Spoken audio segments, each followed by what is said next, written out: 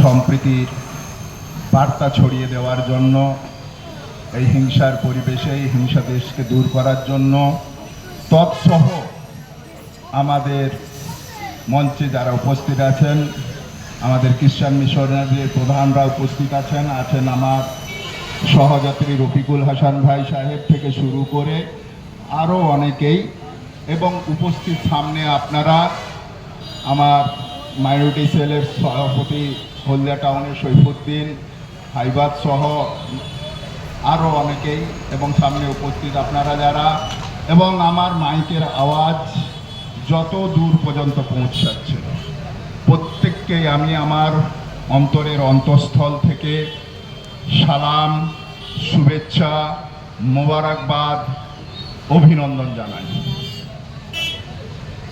প্রিয় ভাই, আজকের দিনে একটা কথা খুবই সত্য, এবং সেই কথা আমাদের মাঝে আর একটা কথা বলতে ভুলে গেছি। আমাদের মাঝে সবচেয়ে বড় ব্যাপার যে আমার বন্ধু, আমার সহযাত্রী মানিক ফকির, মানিক মোল্লা, যাকে মানিক মোল্লা বলে সবাই ডাকে, মানে তার নামটাই এমন। আমাদের মানিক পীর থাকার জন্য আর কি ভেবেছিল মানিক ফকির, যখন ফকির মানে তো আর ফকির নয়, মানে ভিখারি নয়, তো মানিক ফকিরকে মানিক মোল্লা বানিয়ে দিয়েছে। কেন না, সত্য কথনের জন্য, প্রতিবাদী কণ্ঠস্বরের জন্য, ন্যায়ের পথে লড়াই করার জন্য।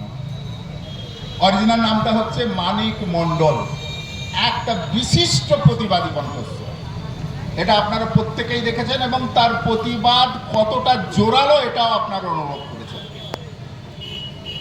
স্বাভাবিকভাবে তার কথা আগে ভুলে গেছি, তাকে বলতে গিয়েই ভুলে গেছে, এর জন্য আমাকে ক্ষমা মার্জনা করবেন। আছেন, ওনার বক্তব্য আমরা শুনবো এবং আমরা নিজেদেরকে আরও বেশি অনুপ্রাণিত করব।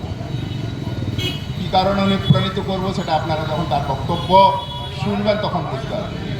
আজকের এই বর্তমান সময়ের সাথে সাথে আমরা বুঝতে পারছি, সময়ের তালে আমরা বুঝতে পারছি, বিগত 10 বছরে আমরা উপলব্ধি করতে পারছি যে স্বাধীনতা দিবস আমরা আজকে উদযাপন করছি, সেই স্বাধীনতা অর্জন করাটা যতটা না কঠিন, তার চেয়েও অনেক বেশি কঠিন হয়ে পড়ছে স্বাধীনতা রক্ষা করা। এটা একদম বাস্তব সত্য।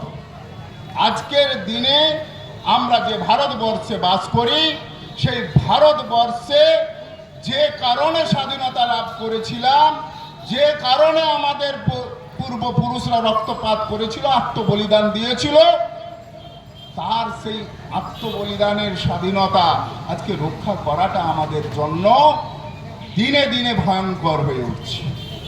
সাম্প্রদায়িক বিষে ভরে গেছে ভারতবর্ষ, বিদ্বেষ, ঘৃণা, রাজনীতি ভরে গেছে।